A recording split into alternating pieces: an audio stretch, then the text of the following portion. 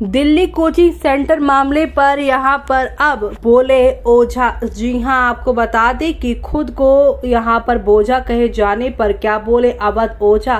राजेंद्र नगर घटना पर दे दिया इतना बड़ा बयान।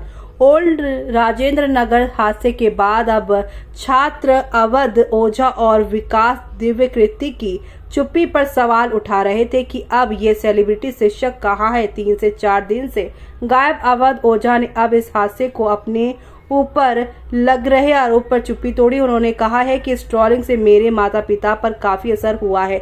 चलिए खबर जानेंगे विस्तार से। तब तक आप हमारे चैनल टीसी न्यूज चैनल को लाइक एंड सब्सक्राइब करना ना भूलें। आपको बता दें कि सिविल सर्विस की तैयारी कर रहे कैंडिडेट्स अवध ओझा को अपने आदर्श के रूप में देखते हैं, उनको फॉलो करते हैं और ना जाने कितने छात्र आज उनसे सीख कर नया सोचने का दावा करते हैं।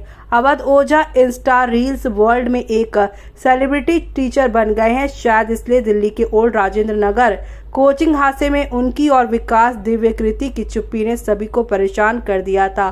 ट्रोलर्स ने अवध ओझा को बोझा तक कह दिया था। हादसा होने के बाद सोशल मीडिया पर अवध ओझा से कई सवाल पूछे जा रहे थे कि वो कहाँ है और राजेंद्र नगर हादसे पर बात क्यों नहीं कर रहे हैं। तो वहीं अपने एक इंटरव्यू के दौरान उन्होंने कहा अवध ओझा ने अपनी चुप्पी तोड़ी और राजेंद्र नगर हादसे पर बात की। अवध ओझा ने कहा कि मैं छात्रों के बीच में ही था। दरअसल क्या होता है कि उत्तेजना और युवा दोनों का मिलन काफी खराब होता है।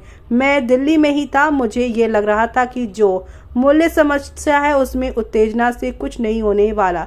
सूरत में घटना हुई, इतने लड़के जलकर मरे। अभी राजकोट में घटना घटी, लड़के जलकर मरे। ऐसी ना जाने कितनी घटना घटी। मेरा कहना है कि समस्या का जो मूल है कि सरकार एक कानून बनाए। मैं अपने विद्यार्थियों से हाथ जोड़कर कह रहा हूं कि मैं आपके साथ हूं। आप चलिए मेरे साथ। मैं मांग करता हूं कि कानून बनाया जाए। अगर संस्था सुरक्षा अनुपालन में नहीं है तो मालिक और एनओसी देने वाली अधिकारियों को आजीवन कारावास होनी चाहिए।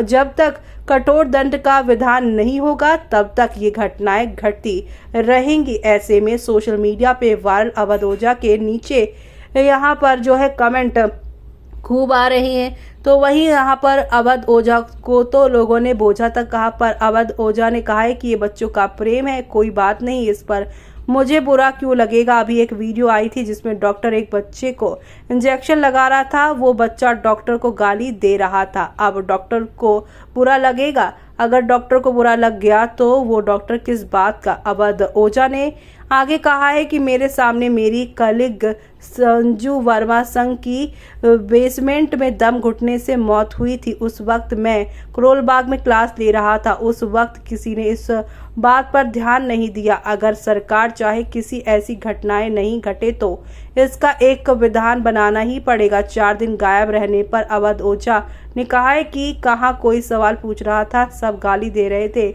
उनको क्या पता कि क्या परिस्थिति है। मेरे पिता की उम्र 90 साल की है। उस दिन वो इतना ज्यादा आहत हुए, उनको लगा कि ये मैंने किया है। जिस तरह से माहौल बना, मेरी माँ को लोगों ने बोला कि आपके बेटे की कोचिंग में लड़के मर गए, उस पर क्रिमिनल ऑफेंस लगा है, लेकिन किसी ने ये तो नहीं कहा कि किसी और कोचिंग में मरे। और ये जो लोगों ने किया कि अवध ओझा कहाँ थे। मेरे बुजुर्ग माता पिता को समाज कह रहा है कि तुम्हारे लड़के ने किया। मैं इस स्थिति में अपने माँ बाप को देखता या ये सब देखता। ऐसे में लॉ ऑन ऑर्डर पर भी उन्होंने बात कही। लॉ ऑर्डर की भी कोई चीज़ होती है, एक सेंस स्टूडेंट्स भी होना चाहिए कि जहां आप जा रहे हैं अगर वहां सेफ्टी नहीं है तो आप उसका तुरंत विरोध करें। सेफ्टी कंप्लेंट्स अगर कोचिंग नहीं रखती है तो छात्रों को उसको लेकर लिखित में शिकायत करनी चाहिए। ऐसे में आपका क्या कहना है इस पूरे मामले पर, हमें कमेंट बॉक्स में कमेंट करके बताना ना भूलें।